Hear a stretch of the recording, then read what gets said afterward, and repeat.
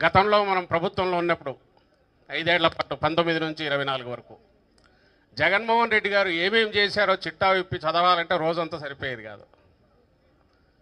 ఇప్పుడు చంద్రబాబు నాయుడు ఏమేం చేయలేదు, అలాగే ఎలా మోసాలు చేశాడు, ఎంత దుర్మార్గంగా వ్యవహరిస్తున్నాడు, వ్యవస్థలన్నింటినీ ఎట్లా భ్రష్టు పట్టించారు, ఇవి చెప్తూ పోవాలంటే బహుశా వారమైనా సరిపోయట్లేదు. జగన్మోహన్ రెడ్డి గారు 10 ఏళ్ళు 15 ఏళ్ళు ముందుకు తీసుకెళ్తే 5 ఏళ్లలో ఒకేసారి 15 ఏళ్ళు వెనక్కు సంవత్సరంలోనే తీసుకెళ్ళగలిగిన ఘనత చంద్రబాబు నాయుడు సాధించినాడు. ఆ రకంగా రికార్డ్ అయింది. ఇది గిన్నీస్ బుక్లో ఎక్కించవచ్చు కావాలంటే. బహుశా ప్రపంచ చరిత్రలో ఎవ్వరూ కూడా ఒక్కటంటే ఒక్కటి కూడా సరిగా అమలు చేయకుండా, ఒకటంటే ఒకటే ఎందుకంటే పెన్షన్తో సహా ఆయన రాగానే పెన్షన్ ఇచ్చాడు, కానీ 5 లక్షల మందికి ఇప్పుడు ఎగనామం పెట్టాడు. అది 10 లక్షలు టార్గెట్ అంటున్నారు. ఇంకొక 5 లక్షల మందో కొత్తగా పెరగాల్సింది పోనిచ్చి ఉన్న వాటికి కోత పెడుతున్నాడు. ఇంకా మిగిలినవి ఏదీ లేదు, అమలు కాలేదు. ఇంకో పక్క ఇది క్వశ్చన్ చేయకుండా ఇంతకుముందు మిథున్ అన్నట్టు రోజుకు తెస్తే కనీసం 1000 సార్లు, మొన్న ఏదో మీటింగ్ వల్ల జరిగితే 1000 సార్లు అంటారు, ఎవడో రికార్డు తీశాడు, 1 2 3 అందరూ వక్తలందరూ మాట్లాడేవి చేస్తే 1000 సార్లు జగన్నామ స్మరణ, జగన్ జగన్ జగన్ జగన్ జగన్. ఇంకా మనమే ప్రభుత్వంలో ఉన్నామేమని డౌట్ వస్తుంది అది వింటుంటే. మనం ప్రతిపక్షంలో ఉన్నాము, ఆయన ప్రభుత్వంలో ఉన్నాడు చంద్రబాబు నాయుడు. ఆయన ఇచ్చిన హామీలు అమలు చేయాలనే స్పృహ లేకపోగా ఇది ఎవరూ ప్రశ్నించకూడదు అనే ఉద్దేశంతో ఇప్పటికీ జగన్మోహన్ రెడ్డి గారి వ్యక్తిత్వ హననం, లేదా ఆయన్ను ఏ రకంగా బయటకు రాకుండా చూడాలి, లేదా ఆయన చుట్టూ ఉండే వాళ్ళను ఎట్లా జైళ్ల పాలు చేయాలి, ఆయన వెంబడి ఉండే లక్షలాది కార్యకర్తలను జైళ్లు పట్టవు లేకుంటే అందరినీ పెట్టాలని ఆయన కోరిక. మొత్తం వైఎస్ఆర్సీపీలో ఉండే వాళ్ళు మొత్తం జైళ్ళల్లో పెట్టాలనేది ఆయన కోరిక. సరే మనం చెప్పాలి, నువ్వు పెట్టేందుకు మేమే వస్తామనాల్సిన రోజు వచ్చేటుంది. జైలు బరోలాగా మనమే బయలుదేరాల్సి వచ్చేటుంది కొద్ది రోజులైతే. నువ్వు అంత కష్టపడడం ఎందుకు, మేమే వస్తామని. కానీ గోడకు బంతిని కొడితే లేదా నొక్కి పెడితే ఎట్లయితే అంతకు 2 ఇంతలు దీంతో తగులుతుందో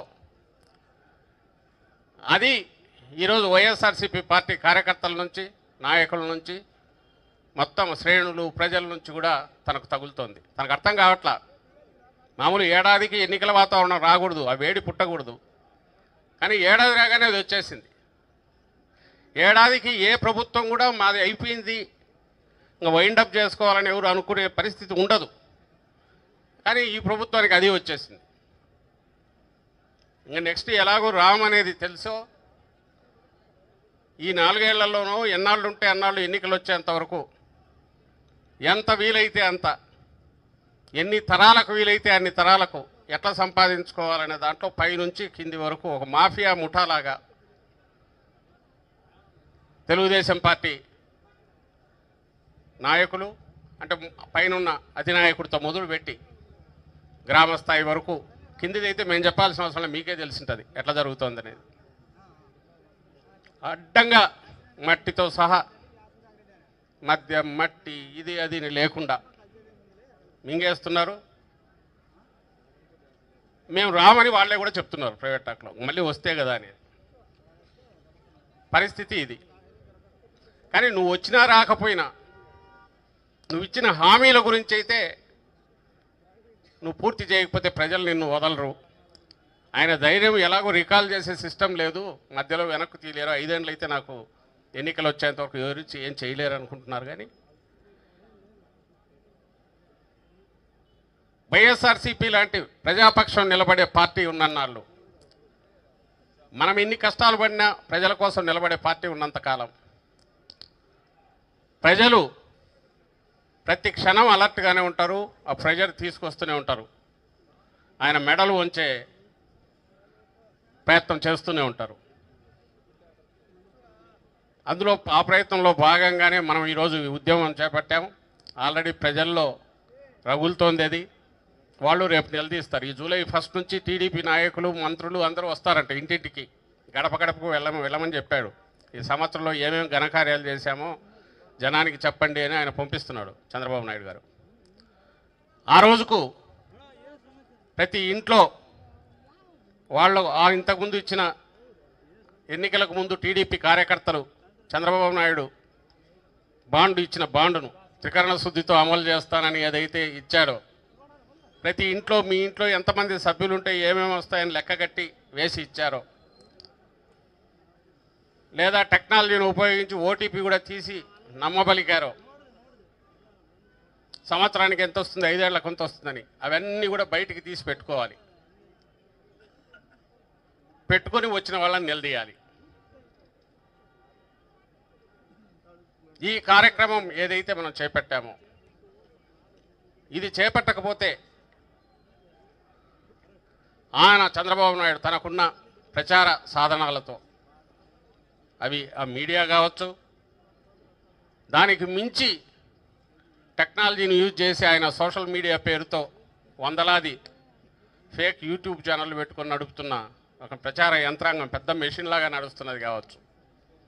దాని ద్వారా రోజు అబద్ధాలు ప్రచారం చేసి చేసి చేసి అవే నిజాలనేట్టు నమ్మబలికేది, అదే నిజమని కూడా అనుకుంటారు. ఆ రోజు హామీలు ఇచ్చేటప్పుడు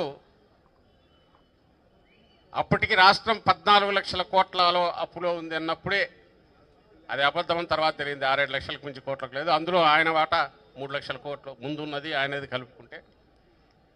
జగన్మోహన్ రెడ్డి గారి హయాంలో ఇన్ని పథకాలు చేసి ఇంత చేసినా కూడా కోవిడ్ లాంటి టైంలో ఖర్చులు పెరిగి ఆదాయం తగ్గిన 3 లక్షల కోట్లు అప్పు అయితే ఆయన అప్పుడు 14 లక్షల కోట్లు అన్నాడు. ఇంత ఉన్నప్పటికీ నేను వచ్చాక జగన్మోహన్ రెడ్డి గారు ఇస్తున్న పథకాలన్నీ కంటిన్యూ చేయడంతో సహా కొత్తగా ఇవి ఇస్తాను చదివాడు, లిస్టు చదివాడు. అవి సూపర్ 6, సూపర్ 7 లేదా 143 ఎన్ని ఉన్నాయో లెక్క. అందులో చాలా ఉన్నాయి. ఒక్కొక్కసారి బుద్ధి పుట్టుబడి ఎలాగూ ఇచ్చేవి కాదులే అనుకున్నాడు, అడ్డంగా ఇచ్చుకుంటూ పోయాడు. ఆ హామీలన్నీ ఈరోజు అయిపోయిన తర్వాత అంతే తేలిగ్గా, ఆ రోజు ఎంత తేలిగ్గా హామీలు ఇచ్చాడో ఈరోజు అయిపోయాక అంతే తేలిగ్గా, ఐ థింక్ ఈ జిల్లాలోనే ఎక్కడో అన్నట్టున్నాడు, ఆ రహస్యం ఏదన్నా సంపాదించే మార్గం ఉంటే చెవిలో చెప్పమని. మొన్న ఈ మధ్య అన్నీ ఇచ్చేసాం పోండి, మీరు ఇంకా అడిగితే మీ 4 మందం అన్నాడు. ఇంకోటి ఏదో ఆడబిడ్డనిది P4 అని ఒక కొత్త మంత్రం తీసుకున్నాడు. ఆ P4 కింద అటాచ్ చేస్తానన్నాడు. అంటే గాలికి పోయే పేలపిండి, నువ్వేదన్నా ఎవరికైనా దానం ఇస్తా అంటే ఆ దానం వీళ్ళకి ఇచ్చేస్తే ఈయన చేసినట్టు.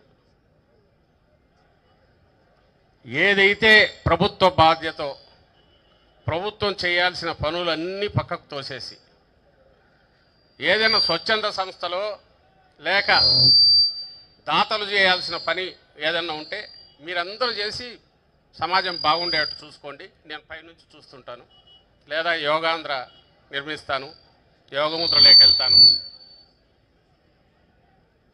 లేదా నిన్న గంజాయిని తొక్కేస్తాను, లేదా ఇంకోటి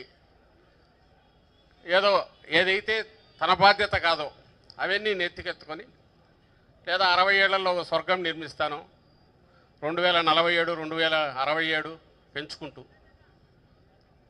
ఇలాంటి వాటితో భ్రమలో పెట్టేవి కానీ, లేకుంటే తనకు సంబంధం లేనివి కానీ. ఒక ముఖ్యమంత్రి మాట్లాడాల్సింది ఈ రాష్ట్రంలో పరిస్థితి గురించి, ఈ రాష్ట్రంలో పేదల గురించి, ఈ రాష్ట్రంలో నేను చేస్తానన్న పనులు చేస్తున్నానా లేదా, ఈ రాష్ట్రంలో రైతాంగం కష్టపడుతుంటే ఏం చేయాలి, ఏదైతే జగన్మోహన్ రెడ్డి గారు తన హయాంలో ఏ సమస్య ఉన్నా ఎంతవరకు ప్రభుత్వం చేయగలదో అంతవరకు ఆయన ముందు అడిగేస్తే, ఈయన ఈ సమస్యలు ఏవి ప్రజలకు సంబంధించినవి తనకు సంబంధించినవి కావని